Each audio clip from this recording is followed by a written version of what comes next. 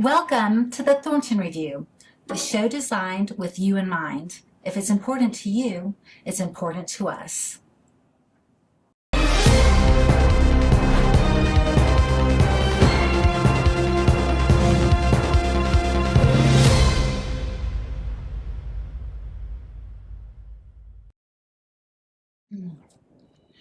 Vernon Watson is the co-owner of WBQP TV along with his wife Mary. Vernon grew up in a small town called Burnt Corn, Alabama.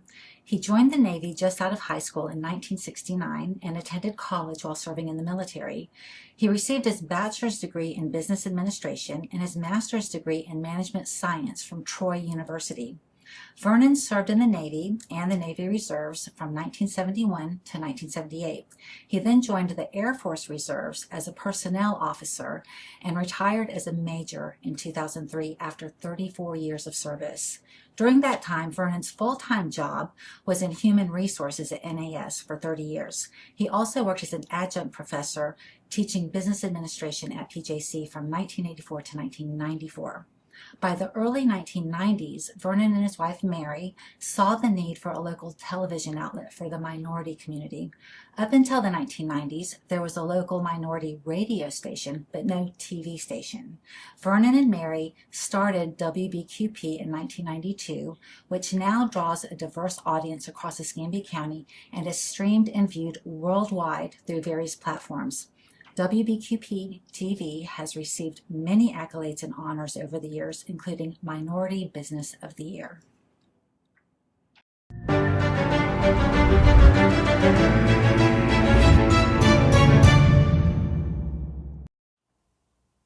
Hi, I'm Pichelle Schneier, executive producer and manager of the Thornton Review. Thank you for tuning in.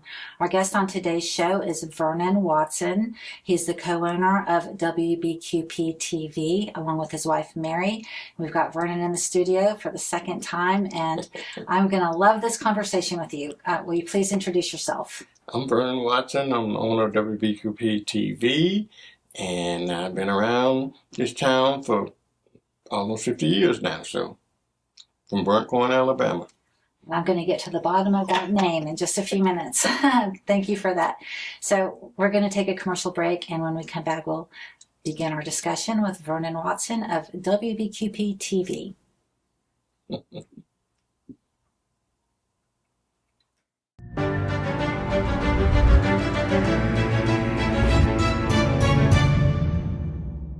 There is no government-funded program that can guide a man's thoughts. Only God can do that.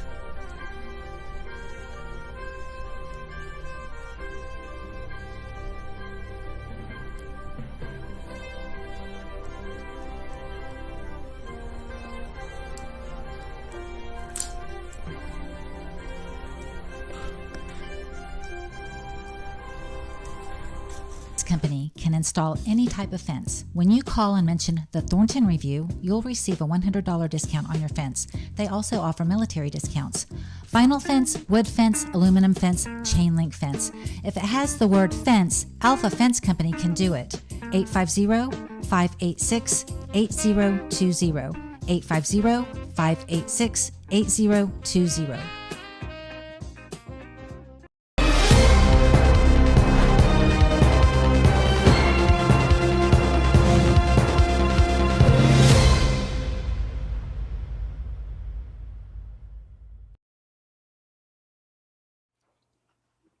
Thank you for tuning in to the Thornton Review. We've got Vernon Watson in the studio, and he is the owner of WBQP TV. So we're going to talk about where you're from. Okay. Start at the very beginning. So can you tell us the name of the town that you're from, and then can you tell us how that town got that name? Well, I was born and raised in Monroe County, Conecuh County, in a place called Burnt Corn, Alabama. It's on the Monroe-Conecuh County line. It sits between both counties there. It's a little small farming community. I get a lot of ribbon about the name Burnt Corn. Mm-hmm. There are And I actually did a website years ago about burnt corn because when I was in the Navy and places like that, outside of burnt corn, nobody ever heard of it Sure. before. And when you tell folks that you're from burnt corn, Alabama, they think you're pulling their leg or they don't believe it is a burnt corn. So I did a website on it to say, yes, that really is a burnt corn, Alabama. Yeah. A lot of historic value in burnt corn. In fact, burnt corn is actually older than America. It was existing before America got its name. It was existing before the state of Alabama got its name. It's in existence before even the both counties that it reside in. Mm-hmm. It goes way back to the late 1600s and early 1700s. And the reason burnt corn is kind of important is because it sits on a path. You know, there was a path that come down through Montgomery, and then A trading path where a the trading Indians path. and settlers would Yeah. follow the path. The old pathway in Old Wolf Trail. The Old Wolf Trail was the path that Native Americans used to take when they traded for Indians. going to Pensacola, and the Three Notch Way path was the way that people went through or towards New Orleans. And so burnt corn sits on the intersection of that path. Now, how it got its name, it has several stories behind it, but the most credible one is that there was a story that they're saying that a Native American was trading and going back and forth to Pensacola, and they got sick and left behind, and they had a lot of corn or maize, what they called it at that point, Mm-hmm. and all he couldn't take, he just left it there. But that was on the intersect, that was on the cross path of those two paths. So they knew where they were. Yeah, knew where they were. Once they traveled south Mhm.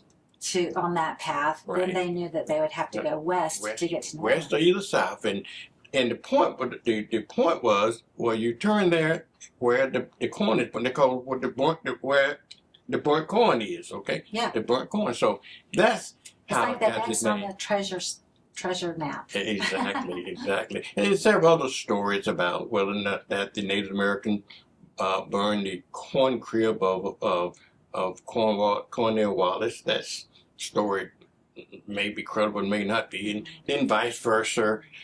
So we have several stories about it, but it remained called burnt corn. And you believe this, Priscilla, or not? There is another burnt corn valley out somewhere in Arizona. You believe that? Uh-huh. Yeah.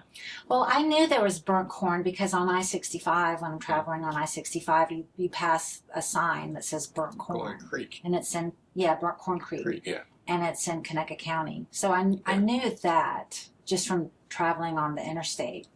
Yeah. And I always wondered, burnt corn, why, why did the Indians burn corn? Because I knew it had to be an Indian name. Yeah. Or originated from that somehow. Yeah, and another significant thing about burnt corn is they had a battle of burnt corn. Yeah. And it was a scrimmage. Uh-huh. A scrimmage that tipped off 1813. It tipped off the war there, and it was happening on Burnt Corn Creek. And in fact, they still reenact that every year, that the Battle of Burnt Corn Creek, where as the Native Americans and the Americans got into a battle, they actually lost the battle of Burnt Corn Creek to the Native Americans. So that actually tipped off the war of 1813.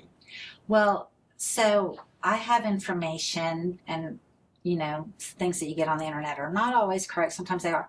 But the Creek Indians were en route to Pensacola for ammunition. And they burnt down James Cornell's house because he was a traitor. And that's one of the reasons that it got the name. Is what? Yeah, that's one of the many stories that they say that happens there. It was during the time where when the Native Americans and the Americans had some heated up things because they was encroaching up on the land. When Native American gave the white citizens the opportunity to use the path on the Native American land, and sometimes they stayed on the land and encroached on the land. In fact, in Burnt Coin, though, that was a place where you had a lot of mixed folks, mixed marriages over Native Americans and whites, mixed marriage between Native Americans and blacks and so forth. But because of the tension that was building up between the Native American world and the Americans, that they thought, the story goes that they thought that those group of Indians were coming to Pensacola, that they think the Spanish was supplying them ammunition, so they're going to attack them. So they did an offensive attack on them at Burnt Coin when they came back through there, because the fact that Cornwell Wallace's house was burned, and they even say that they even kidnapped his wife. I don't know, but that tipped off. But that tipped off the scrimmage. Yeah, I would see that that would. So Burnt Coin, Alabama, is Conecuh County the next county past Escambia County, Alabama? Because it's pretty close. It's not that far. Once you go to Escambia County, you go into Conecuh. Yeah, you go into Conecuh County. And so Burnt Coin lies on the line, county line of Monroe County and Conecuh County. So it's about 20 miles north on I-65. Yeah, we only got the one road, Highway 5, that divided. And we used to live on. Actually, I lived on the Monroe County side, and you just cross the highway, you're on the Conecuh County side of the road. Yeah. Okay. And Old Federal Road is like the main road. Yeah, the old Federal Road. Yeah. That was the original horse pass, which ended up being the old stage road, which ended up being Federal Road, and so it ran right through the smack of Burnt Coin. What is the architecture like? Like, what are there old buildings there? Is there like an old courthouse, an old town square, and old houses, or anything like that? Nothing like that. Only thing we got landmarks there, but an old general store, old barns, old garages, stuff like that. But those like old architecture, though. Yeah, old architecture. Are they big buildings or just small? Small buildings. No real big buildings at all. But they only date back towards the late 1800s. Okay. So it's still historical. Yeah. Yeah. I'm going to take a trip up there one day. Need to do it's not that far. No, only about 93 miles away. Yeah, I like looking at like architecture and old towns. I just like visiting old towns with historical significance. And that sounds very interesting. And they have a lot of visitors go through there and look at. They got a lot of, the first, Dr. Watkins was the first and only doctor there between Montgomery and New Orleans. He lived there in Burnt Coin. And so it got a lot of history to it, a lot of history. So you grew up in Burnt Coin and went to high school there? I went to high school in Evergreen. We had a great. Okay. Actually, we did have a junior high school in Burnt Coin called Burnt Coin Junior High School, where I went the first 9 years. Okay. And then after that, I went to high school over in Evergreen. Okay, which is pretty close. Yeah. Okay. About 12, 15 miles away, something like that. Okay. And then immediately after high school, well, you made good grades in high school because you were studious. Well, that's what I tell my children. You didn't cut up at all. You're the model. No, I didn't. Yeah, I wasn't a model student, but I stayed out of trouble. My parents were disciplinarians, so you get in trouble, you would really be in trouble. Okay. Good. And so immediately after high school, you went into the military. You went into the Navy. Actually, what happened? I went to junior college. Okay. The Wallace administration made it. He had 17 colleges, junior colleges, built in Alabama, and they put one in Monroeville. And I actually went to Patrick Henry Junior College for the first 2 years after I got out of high school. Okay. Got drafted from there. Oh. That's how I ended up in the Navy. So you probably wouldn't have ever joined the Navy if it wasn't for the draft. No, I don't think so. Okay. It was the draft. The Army drafted me, but I tell the story all the time. When I went to the local board sent you up there to Montgomery. And so when I passed all of the stuff to go in the Army, and they said, "Well, we'll call you." And as I was walking out the door, there was an Air Force recruiter saying, "So you want to join the Air Force?" I said, "No, the Army just drafted me." He said, "No, you signed in the papers?" I said, "No." He said, "Well, you join the Air Force." I said, "Okay, no problem." And because I got a brother in force, and I don't want to go to the army because they'll put me in the infantry and they'll probably send me to Vietnam. But I want to be in the Air Force anyway. She said, okay, I'll come down and see you in a couple of weeks. Down to go to the local border in Monroeville. And then I walked a little bit further, and here this Navy recruiter said, "Do you want to join the Navy?" I said, I just told the guy I want to join the Air Force." He said, "You signed in the paper?" I said, "No, but I said, I really want to be in the Air Force." He said, "Well, I tell you what did he offer you?" I said, "An E1. I said, "You got college behind you?" I said, "I got a couple of years of college." He said, "I'll give you an E3 if you join the Navy." I said, "What do I sign?" And he said, There you go. I said, "He said, you're going to be down in a couple of weeks." He said, "I'll be down the next week. You just sign." And plus, he gave me a 6 week, he gave me a 6 month delayed entry program to make me finish up what I was doing. College. Oh, yeah. That's great. That's how I ended up in the Navy. Yeah. So if you have college behind you, you enter at a higher rank. Yeah, you can. Yes, and that's what I did. And then he gave me from an there, E3. you decide if you want to become an officer, and then you go to OCT. Well, you don't just decide; you get selected to be an officer. And I was lucky enough to get that once I got in. Actually, I was I spent 4 years active duty in the Navy, and then did another year and a half in the Air Force Reserve. But I went from the Navy to the Air Force Reserve, and I got a commission from in the Air Force Reserve once I finished finished my degree. But during that time, you had a civilian job. Yes. At NAS. Yes. Working in personnel. Yeah, I was personnel officer there. You did that for like 30 years. HR. Yeah, I did. Yeah, I started 78 or something like that, and I was a personnel officer there. And also, I was a personnel officer with the United States Air Force Reserve as well. Yeah. And so then you met your wife some time along the way. Yeah. How did y'all meet? Well, I was in the Navy when I met my wife. She was in the Navy. No, she was not in the Navy. Okay. No, she was not in the Navy. I'm trying to remember. I know what it was. I took my roommate had met my wife's sister, so he didn't have a car, so I took him over there to see. Oh well. My sister, and then my wife happened to be there, and we met. Then we didn't hit it off right then, but later on, we hit it off. That's an interesting thing because it must have been about a year had passed, and I was just driving down the street one night. Her and her friend pulled up beside me in the car, and I was going to see another girl. So, but anyway, I was being flirted with them. I said, "Can I go with you?" And they said, "Well, follow me." They hope they call a load of girls. So I followed them, and my wife happened to be in there. And she gets out, she said, "Well, I know you from somewhere." I said, "No, you don't." And then she reminded me how I knew her. She had met her before. And that relationship started from there. And next thing you know, 51 years later, well, actually 55, because we dated about 3 years before we got married. So we've been married 51 years That's this the year. perfect number, 3. My grandmother always used to say, if you're not married after 3 years, it's time to separate. But when you meet somebody, give it 3 years before you decide. Right. Yeah. Well, it is what it is. And you know about so 3 years is the perfect number. It's the magic number, I think. Yeah.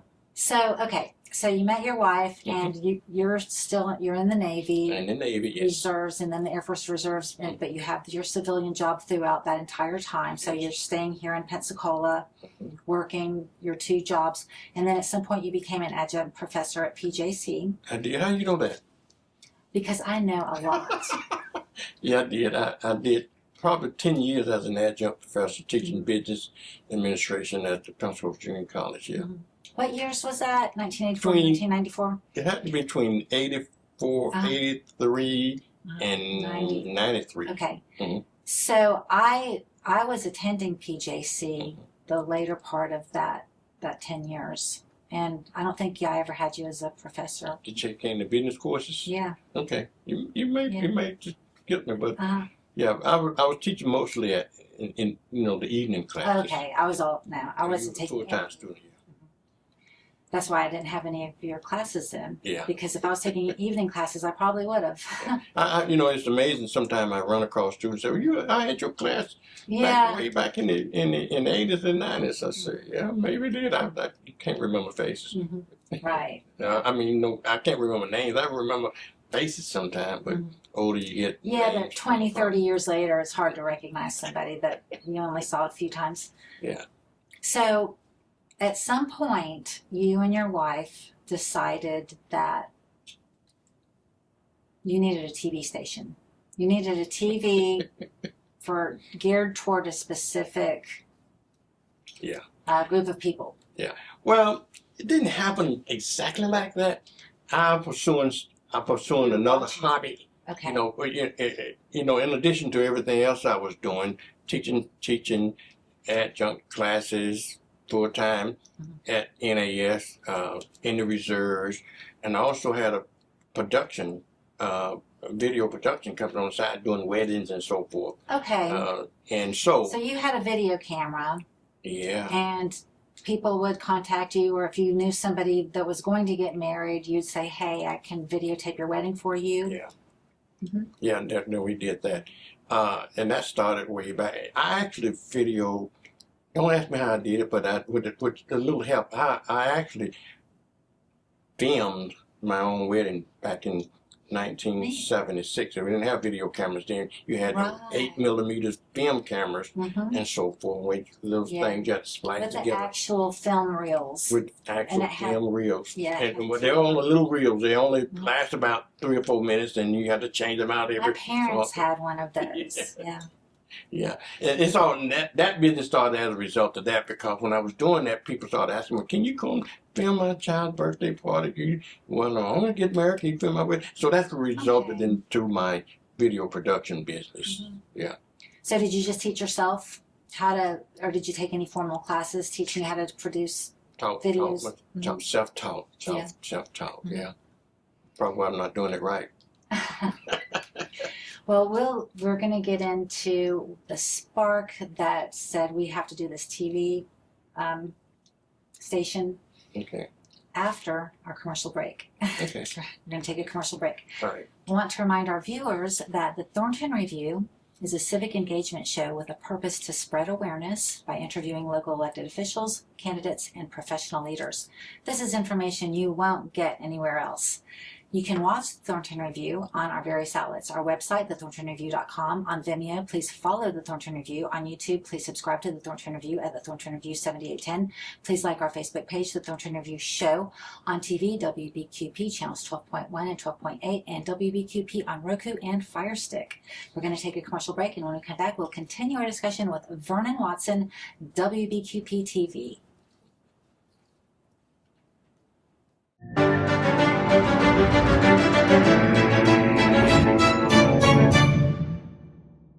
There is no government-funded program that can guide a man's thoughts. Only God can do that.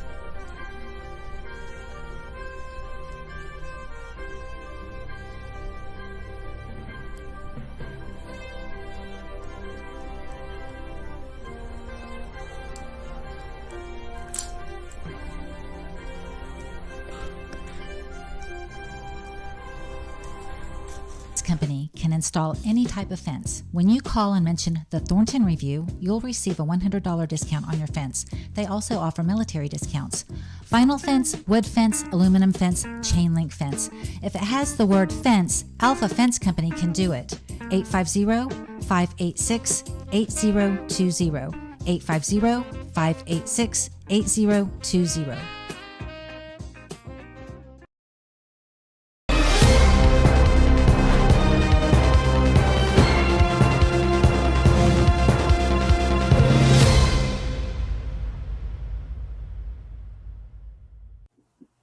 Welcome back to the Thornton Review. Thank you for tuning in. We're going to continue our discussion with Vernon Watson, WBQP TV.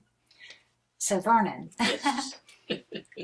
I love telling the story about how you and I met through Charles Thornton. Mm-hmm. He had the idea, he had done the Thornton Review prior. Yeah. But in about September of 2022, he messaged me, or he called me, and he told me about the Thornton Review that he used to do, and he said he wanted to start it back up, and he wanted to have a meeting with me. He wanted me to be a part of it. I was thinking that I would just be totally behind the scenes, calling guest speakers and inviting them onto the show, and that Charles would be interviewing them, and I would be kind of managing everything about the show except being on the show. And then when Charles and I met you at Denny's, in September of 2022. I listened to you and Charles talking about the show. And as you were speaking, I wrote an outline of how the show would go. And we're still using that same outline. Very good. But it was fun meeting you. It's been fun working with you all these years and being a partner with you. And Charles and I really enjoy it. We're having a blast. I'm having a blast doing the show, and very happy to have you a part of it, a huge part of our show, and for airing our show on your TV station. Thank you. So your TV station is successful. It's watched all over Escambia County and all over the world, for that matter, thanks to the internet. And what was the spark? What made you decide that we've got to start a TV station? Okay. Well, it wasn't quite that simple. I just kind of fell into it, by accident. When I was, how I really started. Remember, I was telling you before the break about I had a video production business. Yes. And not only did I do weddings and things, but I did events and stuff all over town. And so, but I was also into ham radio and CB radio and stuff like that.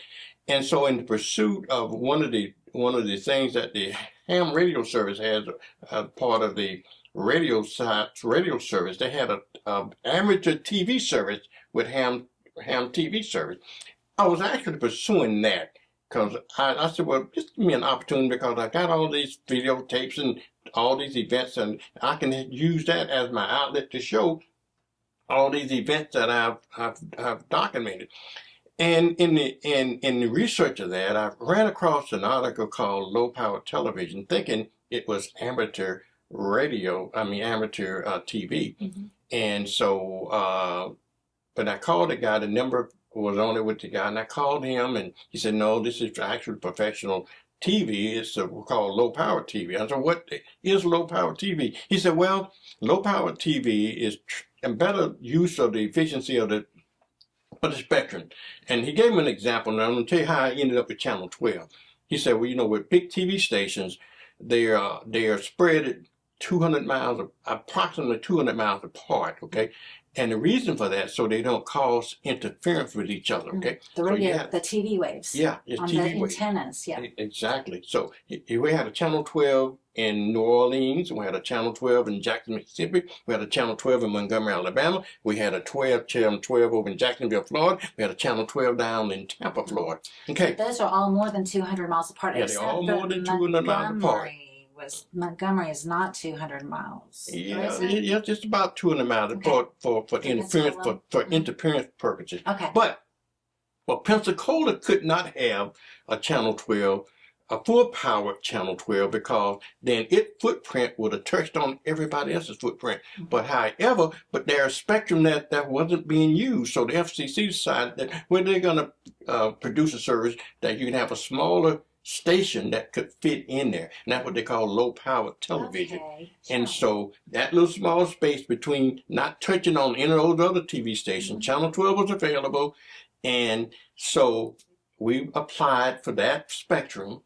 And lo and behold, I ended up getting the spectrum. Then I decided what I want to do with it, and I was thinking that was back in late 80s, 88, 89 time frame. I got the license in 92 because it was a long drawn out process.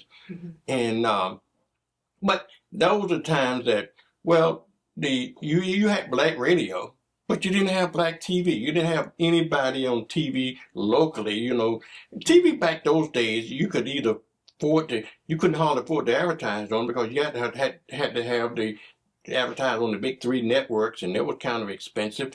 And so it was a great way, and plus you didn't see a lot of local folks on TV, in particular local minority people in the minority community on television. I thought, well, that's a good opportunity to serve the African American community with its own small local television station. So that was the desire that I had to do that, and that's essentially what I've been doing for the last 35 years. I never suspected I'd last this long, but I'm still standing. And in fact, when I went into the television business, we had a lot of black-owned radios. We had a couple of black-owned newspapers and magazines and radio, but I was on the TV one in there.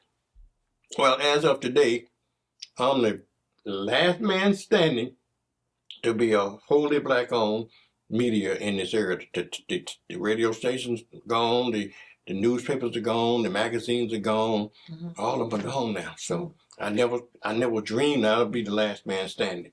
Well, you're a true pioneer, a true maverick, starting something like that in this area, and it lasting as long as it has.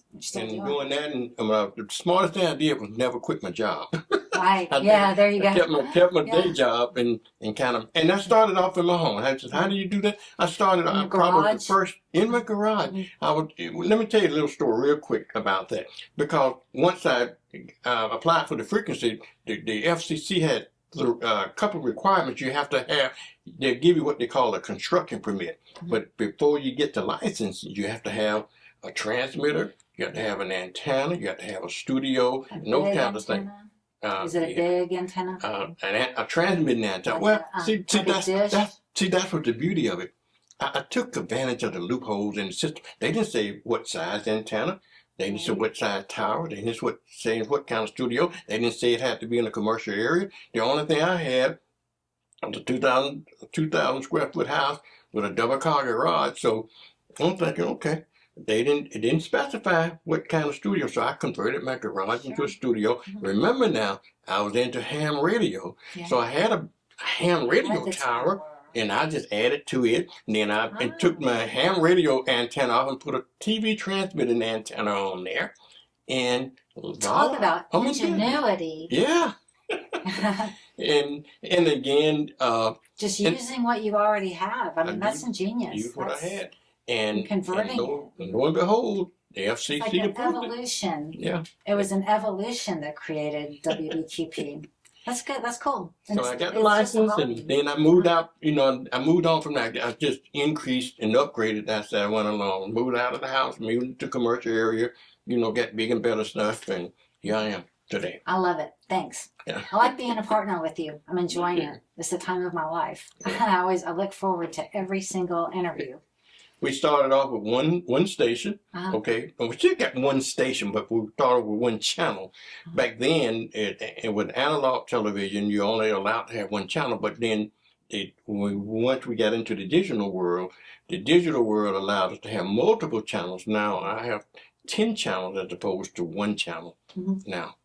You're on Roku, Fire Stick. You're worldwide. Yeah, that's another. And locally antenna TV on Channel 12. Yeah, well, local antenna TV.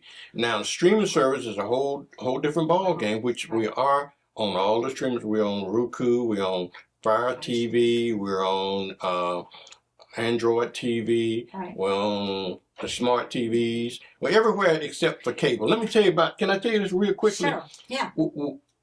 Because you're even on your website. You can watch it on the phone. Yeah, on the phone. You got it on the phone. We on the apps and everything. But let me tell you about it wasn't easy, Priscilla. I mean, because we wasn't allowed to be on cable for free like the big station. Okay, because we were a small station, and you need advertisers.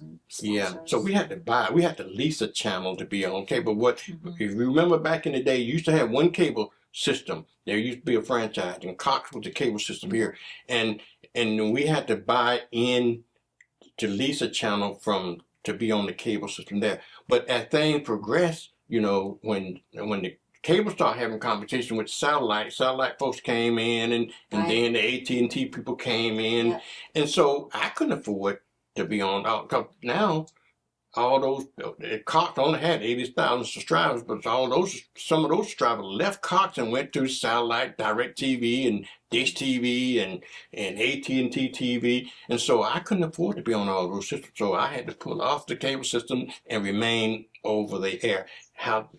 Things come in full circle now. People cutting cable now because they're finding out that everything is available. Everybody's watching podcasts now. You got smart TVs now, so you don't need cable anymore.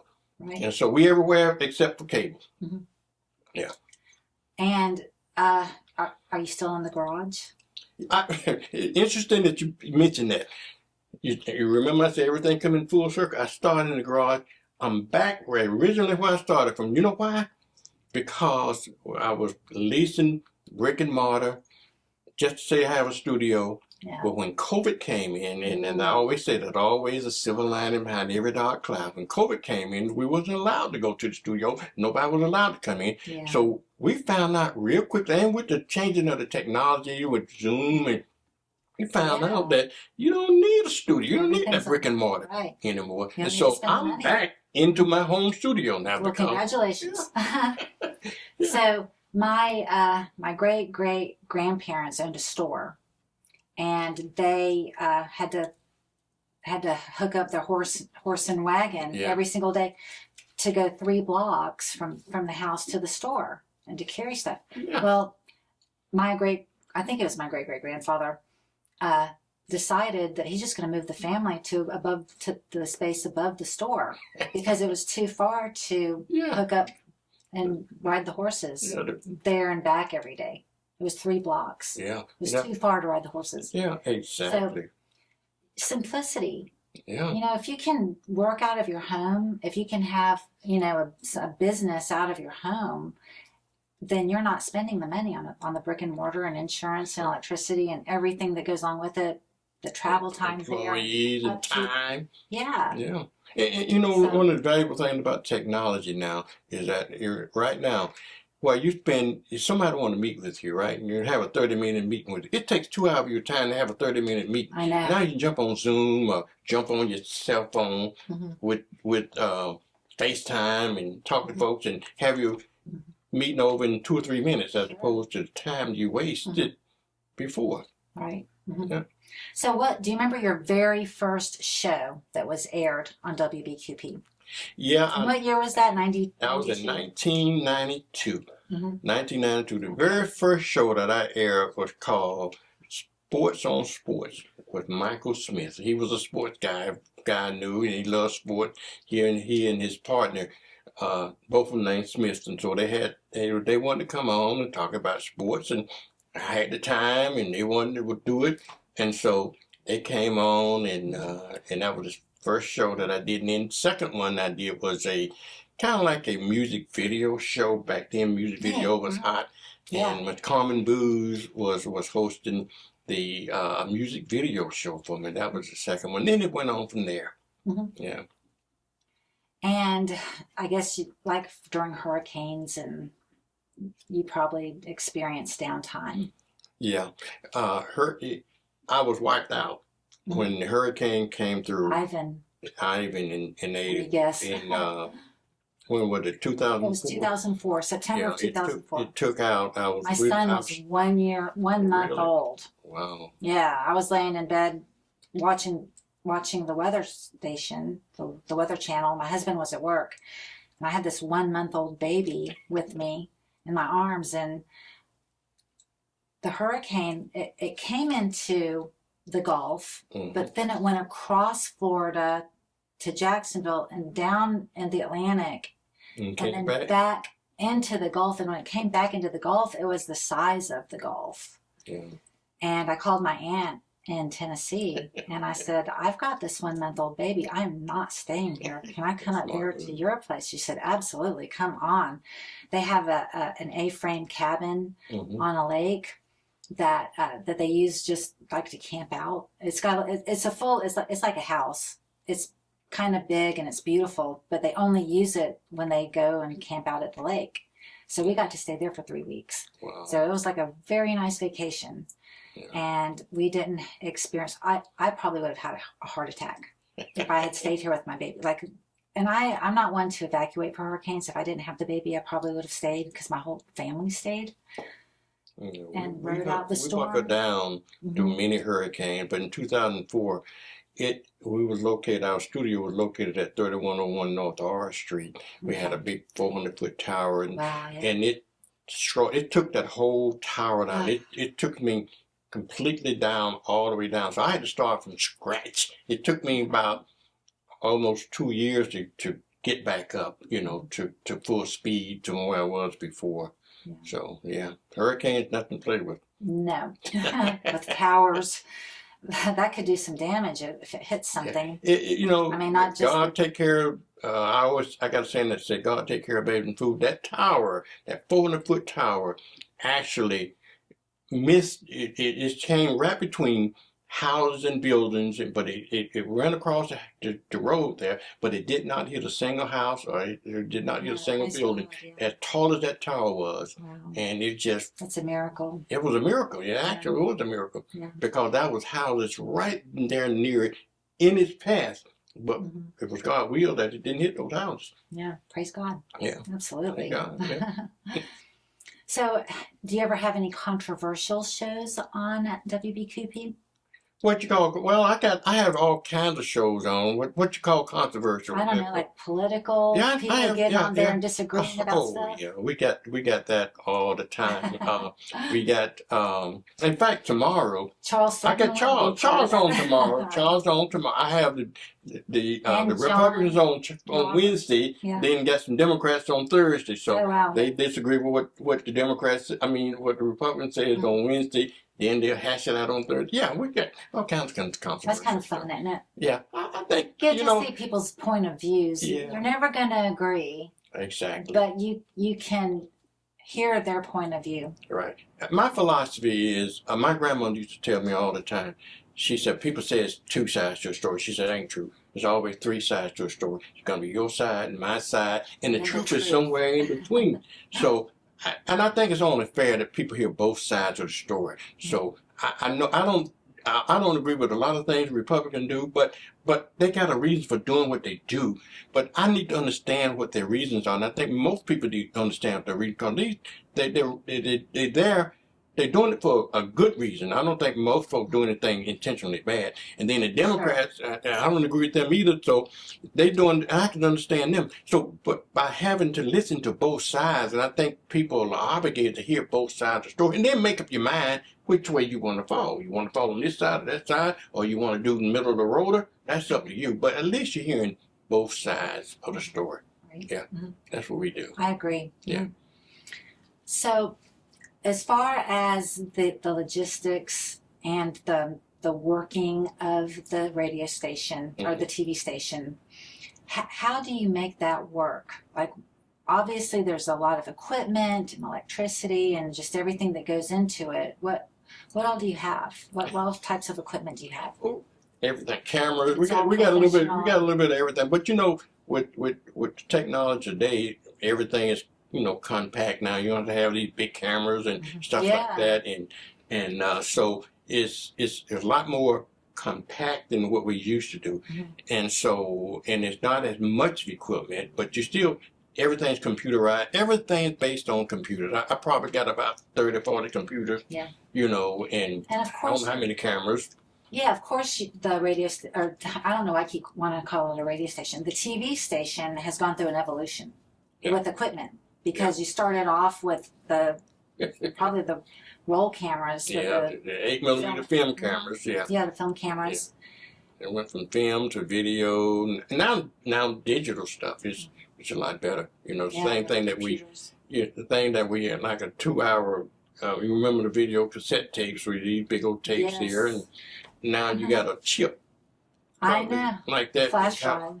A flash drive or either an SD card that could hold much more, 10 times more information. And in fact, now yourself, like these cameras here, big cameras now, you spend hundreds of dollars on cameras, thousands of dollars, and sometimes hundreds of thousands of dollars on cameras. An iPhone can do the same, almost the same technology you got in the palm of your hand now. That used to cost hundreds of thousands of dollars. Right. Yeah. I've seen photographers with their iPhones. Yeah. And I was expecting them to come with a professional camera, but instead they're using their iPhone. Yeah, iPhone, you'll be surprised. They're making movies with iPhone. Wow. Yeah. Interesting. Yeah. I've heard of that. Yeah. So, over the years, you've been recognized by award. What types of awards have you been recognized and given? Various types of awards. I think probably the most proudest one I was that I won the minority. I think it was in 2006 or something like that. I won the minority of the year award. It was given by the Chamber of Commerce. Okay. But I've been awarded a lot of awards, and I really thank the people that really think that I'm making a little difference here. But yeah. So a lot of people watch Channel 12.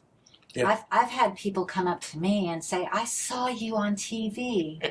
Yeah. And I'm like, what channel? And they're like, we're just flipping through, but it was obviously WBQP. Yeah. Yeah. and that's the beauty of it, I think, that people don't think that because you're a small station and nobody watches you. And that's why and when you try to sell advertising, that's a little trick to it, is that get them on television, okay? Whether anybody buy your widgets or not is not important. But somebody, if I get the owner on television, somebody gonna see him or her. Yeah. And somebody gonna say, hey, I saw you on television. Now whether they sold anything or not is a whole different story, but they know that somebody watching it. So it makes your sale easier once you get the person or the owners involved with it. Absolutely. And people flip through channels. Absolutely. They flip through channels, they get distracted, they leave it on a channel on accident, on accident or whatever. Or something just catches their eye and they'll leave it on for however long. They might watch the rest of the show. I want to go back to something you said about motivating and why I wanted a television station. One of the reasons I wanted a television station was because for our community, because you didn't see a lot of local people on television. Because if you didn't have the money to be on the big networks, you didn't get a chance to get on television. Right. Well, by having a local television station, then you get your churches on. You can get low-cost advertising before then. Now, I think Blab kind of helped blaze the way for local ads as opposed to the big television station. And now that local people, small business can afford to advertise now. Yeah, well, Blab's on cable, so I think it's more well-known because everybody switched to cable when Cox came around. They switched from antenna to cable. Yeah. My family probably stayed on antenna a little while longer than most people around here. A lot longer, probably.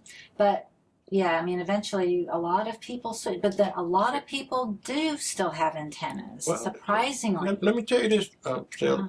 Like I told you, everything coming full circle. The cable industry is less than 40%. They're down in the high 40% now. Where people cutting these cables because not going back to antenna. But when they found out that antenna is free, but you have to pay for your local channels are free with an antenna. Yep. But with cable, you're paying for that local channel. Right. And if you got an antenna and a smart TV, that's all you need. You don't need cable anymore. Nothing you can't find. Absolutely. on your smart TV. So you can hook an antenna to a smart TV and still get the smart TV stations. Let me tell you why. Okay, well, I'm going to do that because I have smart TVs. Yeah.